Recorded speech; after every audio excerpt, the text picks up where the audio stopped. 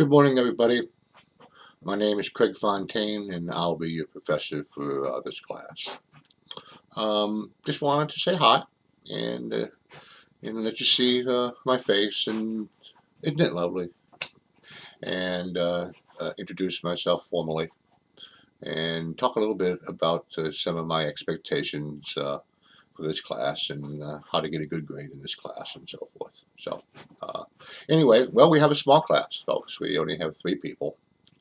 So that means that uh, you will probably be needing to make multiple replies to the same person, perhaps, in the discussion sections in order to meet the requirements of responding to at least 2 people. And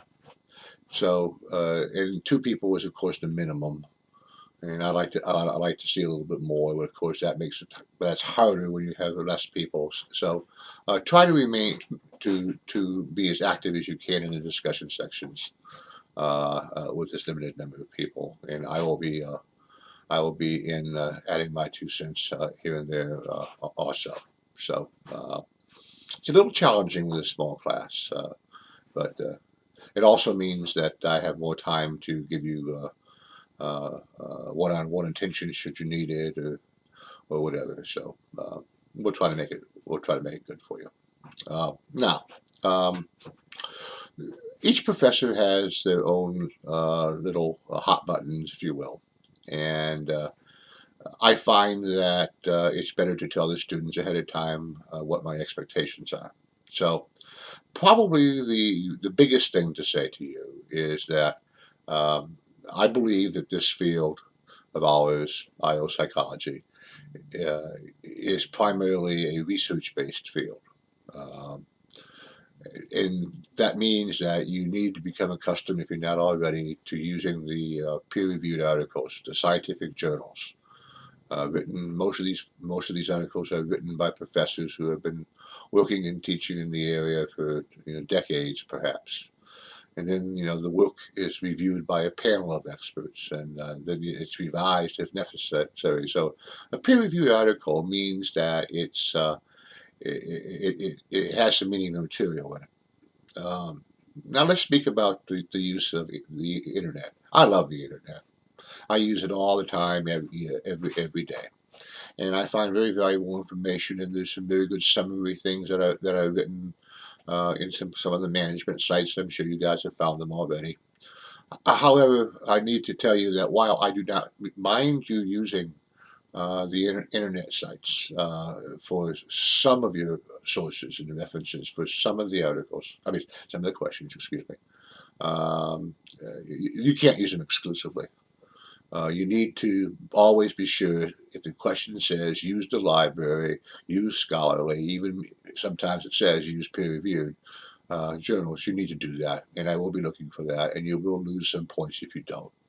So I don't want that to be a surprise. Also, continuing the same thought, I do not require per se that your responses, your replies to your classmates during the discussion sections uh, have uh, references or sources necessarily. But remember, in this field, no matter whenever you make an assertion, whenever you say 42% of the people believe X, well, you need to cite it. You need to tell me where you got that data from. And then the reader, in this case me, can determine whether or not that is a number that I want to believe. And if it comes from Joe Smith's website, I might not believe it. Developing surveys and things that take time, and you have to use valid instruments and so on and so forth. But I think you know what I'm saying. Okay, I think that's really the main things I wanted to say. Uh, uh, I I think I am considered by students to be a fair grader. I am not an easy grader, but I am a fair grader. Uh, and I I have been told, at least by my superiors, who have a chance to look at the operations of all professors, that I give very good feedback on your assignments, aimed at trying to improve the next assignment, and I will obviously continue to do that because that's my style. Um, Folks, I'm readily available this semester. I do have a live class that I am teaching here in the Boston area. It finishes on March. I'm sorry, May 1st.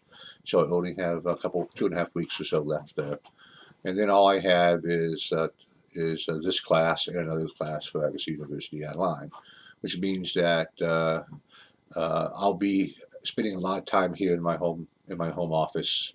While I have my posted office hours, which means I will almost always be here during that period of time. Any time that's reasonable, any time past 9 or 10 o'clock in the morning, or up until 8, 9, 9:30 at night. Just pick up the phone and give me a call if you want. Sometimes phone calls work better than writing emails back and forth and back and forth. All right, welcome to the class. Have some fun, and I'll be seeing you online. You guys have a great day. Bye bye.